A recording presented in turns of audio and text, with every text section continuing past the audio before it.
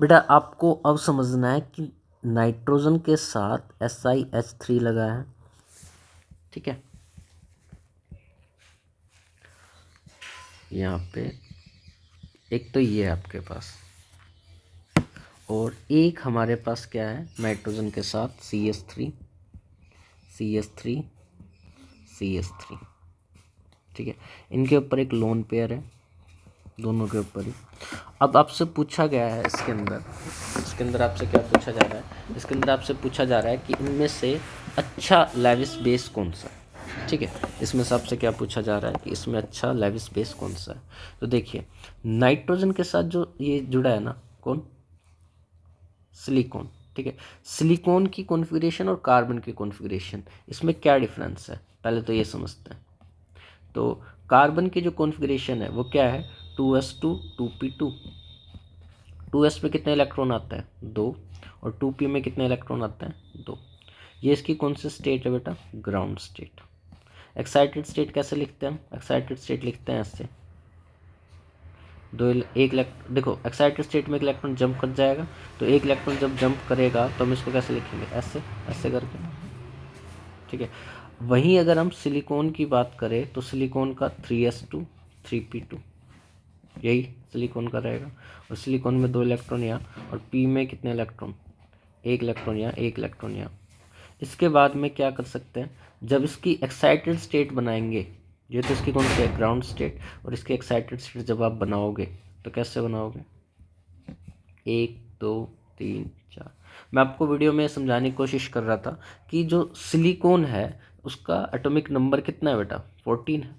क्या है उसका एटॉमिक नंबर, 14 है। और 14 है तो वहाँ पर 3 जब प्रिंसिपल क्वांटम नंबर आ गया तो 3s भी होता है, 3p भी होता है, और क्या क्या होता है, 3d भी होता है, ठीक है। ये मैं आपको कई बार बता चुका, अगर n की वैल्यू 3 है तो l की वैल्यू क्या आएगी, 0 to n-1। तो 0 to n-1 का मतलब क्या, 0 to 3-1। इसको कैसे लिखेंगे अब, 0 to 2, तो 0 1 2, 0 का मतलब क्या s, 1 का मतलब क्या p, और 2 का मतलब क्या d। तो क्या क्या पॉसिबिलिटी है मेरे पास, 3s पॉसिबल है, एक 3p पॉसिबल है, और एक 3d पॉसिबल है। तो 3s में तो आपने एक इलेक्ट्रॉन भरा ऊपर, और 3p में कितने, 3s में भरा 1, और 3p में कितना भरा बेटा, 3। एक्साइटेड स्टेट की बात कर रहा हूँ मैं यहाँ पे, ये देखो भर दिया इस तरीके से। तो अब मैं आपसे ये कहना चाह रहा हूँ कि अगर सिलिकॉन को देखें तो यहाँ पे 3s में तो आपने एक इलेक्ट्रॉन भर दिया, 3p में तो आपने एक एक इलेक्ट्रॉन ऐसे भर दिया, लेकिन जो आपका 3d है वो पूरा क्या पड़ा आपका, खाली, वो पूरा क्या है, वैकेंट। और अगर ये वैकेंट है, आपका क्या है बेटा, ये वैकेंट है, और नाइट्रोजन इसके साथ ऐसे कनेक्ट हो रहा है, इस टाइप से कनेक्ट हो रहा है ना नाइट्रोजन, तो यहाँ पे भी सिलिकॉन जोड़ रखा आपने, यहाँ पे भी सिलिकॉन, यहाँ पे भी सिलिकॉन। तो क्या होगा, जो इसका एम्प्टी ऑर्बिटल है, इसका कौन सा ऑर्बिटल है, इसका जो एम्प्टी ऑर्बिटल है, किसका, सिलिकॉन का, सिलिकॉन का ये जो एम्प्टी ऑर्बिटल है, एम्प्टी ऑर्बिटल किसका बेटा, सिलिकॉन का। सिलिकॉन का जो एम्प्टी ऑर्बिटल है उसके अंदर नाइट्रोजन क्या कर सकता है, अपना लोन पेयर शेयर कर सकता है, और अपने जब लोन पेयर शेयर करेगा तो क्या होगा, ये लोन पेयर की अवेलेबिलिटी इसके पास क्या हो जाएगी, कम। मतलब नाइट्रोजन ने अपना लोन पेयर किसको दे दिया, सिलिकॉन को दे दिया, ठीक है। तो नाइट्रोजन बाहर जाकर किसी को भी डोनेट नहीं कर सकता। और वहीं अगर केस देखें हम किसका, नाइट्रोजन के साथ जब CH3 जुड़ा है, नाइट्रोजन के साथ क्या जुड़ा है जब CH3, तो क्या है कि कार्बन के पास तो 2d होता ही नहीं है, कार्बन के पास 2d होता ही नहीं है। और कार्बन की जो नॉर्मल कॉन्फ़िगरेशन है, एक्साइटेड है जो भी है, देखो नॉर्मल कॉन्फ़िगरेशन क्या लिखते हैं हम इसकी, 2s2 2p2 ऐसे। और एक्साइटेड में कैसे लिखते हैं कि एक इलेक्ट्रॉन p में जंप करता है, देखो पहले तो हम लिखते हैं इसकी नॉर्मल, नॉर्मल में क्या ऐसे। और एक्साइटेड में क्या लिखते हैं बेटा, एक्साइटेड में हम लिखते हैं इस तरीके से, 1 2 3 4, और यहाँ पे 2d होता ही नहीं है, ठीक है। और जो कार्बन के पास 4 फ्री इलेक्ट्रॉन है, और चारों के चारों ने बॉन्ड बना रखे हैं, आप ये समझ सकते हो। देखो नाइट्रोजन है ना, और इसके साथ कार्बन, हाइड्रोजन हाइड्रोजन हाइड्रोजन, ऐसे CH3 है, CH3 है, ठीक है। तो मैंने एक का आपको बनाकर दिखा दिया, कार्बन के 4 फ्री इलेक्ट्रॉन थे, चारों के चारों ने 1 2 3 4 बॉन्ड बना रखे हैं। तो नाइट्रोजन यहाँ पे अपना लोन पेयर नहीं दे सकता, और नहीं दे सकता तो किसी को भी जिसको जरूरत होगी उसको अपना लोन पेयर डोनेट करेगा। तो ये अच्छा लेविस बेस है, ये क्या अच्छा लेविस बेस। तो हम यहाँ पर क्या लिख सकते हैं कि NCH3 thrice is better Lewis base than NSiH3। ठीक है, तो ये अच्छा बेस है, कौन सा लेविस बेस, और ये उसके कंपैरिजन में क्या है वीक लेविस बेस। ये उसके कंपैरिजन में क्या है बेटा वीक लेविस बेस। ये मैं आपको समझाना चाह रहा था। ठीक है, अब आगे चलते हैं, अगले पॉइंट पे चलते हैं। इसके बाद में क्या है, बिकॉज कार्बन ऑफ, देखो यहाँ लिख रखा है carbon because of the absence of d orbital, carbon के अंदर डी ऑर्बिटल नहीं होता, तो कार्बन के पास मैक्सिमम, जो मैंने आपको बताया कि आप मैक्सिमम कैसे फिल कर सकते हो, इतना ही फिल कर सकते हो, इतना ही फिल कर सकते हो। तो इसके अंदर जो बॉन्ड बनेंगे वो भी मैक्सिमम कितने बनेंगे, 4 बनेंगे। तो कार्बन 4 से ज़्यादा बॉन्ड नहीं बना सकता। लेकिन सिलिकॉन के पास क्या होता है, वैकेंट डी ऑर्बिटल। सिलिकॉन के पास क्या होता है बेटा, वैकेंट डी ऑर्बिटल।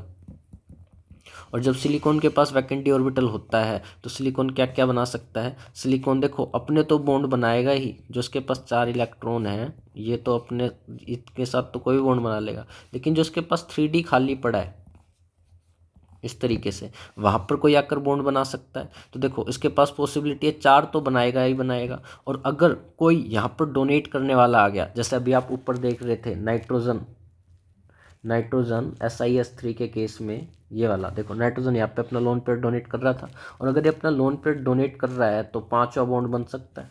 ये कौन सा बॉन्ड बन सकता है, 5वां। ऐसे ही 6ठा बॉन्ड भी बन सकता है। तो मैंने जैसे एग्जांपल लिख रखा है बेटा SiF5 माइनस। ठीक है, तो ये पेंटावेलेंट हो गया अपने आप में, कैसा हो गया ये पेंटावेलेंट। ठीक है, और ऐसे ही अगर देखो आप जब 5वां बॉन्ड बनाए तो पेंटावेलेंट, और अगर कोई और आ जाए तो ये क्या बन जाएगा, ये 6 बॉन्ड बना सकता है अपने। और 6 बॉन्ड का एग्जांपल क्या लिख रखा है यहाँ पे SiF6-2। ठीक है, ये आपको छोटी सी बात समझनी थी। इसके बाद में केमिकल प्रॉपर्टीज़ किसकी केमिकल प्रॉपर्टी, कार्बन फैमिली की। तो देखते हैं, देखो कार्बन का एटॉमिक नंबर आप सबको पता है 6, और उसके वैलेंस इलेक्ट्रॉन 4 है, और ऑक्सीजन का 2 है। तो आपस में जब रिएक्शन करते हैं तो क्या बनाते हैं C2O4। इसको जब आप कॉमन लिखोगे तो क्या लिख देते हो CO2। ये सब ने रिएक्शन करी है। ठीक है, ऐसे ही अगर आप कोई भी एलिमेंट उठाओ, क्योंकि कार्बन फैमिली का जो भी है, कार्बन, सिंह, गए, सोनीपत, पंजाब, इन सब के पास कितने फ्री इलेक्ट्रॉन है, 4 फ्री इलेक्ट्रॉन है। और 4 फ्री इलेक्ट्रॉन है तो मैं एक जनरल रिप्रेजेंटेशन ले लेता हूँ M से। ठीक है, M कार्बन फैमिली के हर एलिमेंट को रिप्रेजेंट कर रहा है। तो M+O2 जो होगा वो क्या होएगा, इसकी 4 वैलेंसी, इसकी 2 वैलेंसी, आप बना क्या दोगे, इन शॉर्ट जैसे मैंने अभी CO2 बनाया वैसे MO2 बना लेंगे। ठीक है, तो हम क्या क्या बना सकते हैं अभी, हम बना सकते हैं एक तो CO2 सबसे पहले, उसके बाद में क्या बनाएंगे SiO2, उसके बाद में क्या बनाएंगे GeO2, उसके बाद में क्या बनाएंगे टिन O2, उसके बाद में क्या बनाएंगे PbO2। इस टाइप से हम चीज़ों को बना सकते हैं। ठीक है, अब आगे पढ़ते हैं एम्फोटेरिक नेचर के बारे में, और जो एसिडिक नेचर है इनके बारे में पढ़ते हैं। आप सबको पता है बेटा कि जो कार्बन है, कार्बन जब ऑक्सीजन से रिएक्शन करता है तो क्या बनाता है, कार्बन ऑक्सीजन से रिएक्शन करके CO2 बनाता है। ठीक है, और CO2 और वाटर क्या बनाते हैं, CO2 और वाटर आपका बनाते हैं H2CO3। और H2CO3 क्या होता है, ये सबको पता है क्या होता है, ये एक एसिड। ठीक है, तो इसमें सोचने की जरूरत नहीं है, आगे वालों में सोचते हैं। देखो आपके पास ये है SiO2 और GeO2, ये लेस एसिडिक है, और ये नीचे वाले क्या है एम्फोटेरिक। एम्फोटेरिक का मतलब क्या होता है, जो एसिड से भी रिएक्ट करे और बेस से भी रिएक्ट करे। देखो यहाँ पे SnO2 किससे रिएक्ट कर रहा है, एक बेस से। ठीक है, तो SnO2 यहाँ पे कैसा बिहेव कर रहा होगा, एसिड, कैसा बिहेव कर रहा होगा, एसिड। अब देखो यहाँ पे SnO2 किससे रिएक्ट कर रहा है, एक एसिड से, ये क्या दे रखा है यहाँ पे एक एसिड। ठीक है, तो ये यहाँ पे क्या बिहेव कर रहा होगा, बेस। तो मतलब कि जो SnO2 है आपके पास, ये NaOH से भी रिएक्शन करता है, एज वेल एज किससे रिएक्शन करता है, HCl से भी रिएक्शन करता है। तो जब ये इससे NaOH से रिएक्शन कर रहा होगा तो ये तो बेस होगा, और ये क्या होगा उस टाइम, एसिड। ठीक है, लेकिन जब एसिड से रिएक्शन कर रहा होगा, एसिड से रिएक्शन कर रहा होगा तो एसिड नहीं होगा, उस समय क्या होगा, बेस। और इसी नेचर को हम क्या बोलते हैं, एम्फोटेरिक। आई होप आपको ये समझ में आया होगा कि जब नीचे जाते हैं तो एम्फोटेरिक करेक्टर इंक्रीज होता है। कौन सा करेक्टर इंक्रीज होता है इसका? एम्फोटेरिक। तो ये आपको समझ में आना चाहिए बेटा, ठीक है। इसमें किसी को कोई डाउट हो तो पूछ लेना। इसके बाद है रिएक्टिविटी टुवर्ड वाटर। वाटर के लिए ये कैसे कैसे रिएक्शन करते हैं, ठीक है।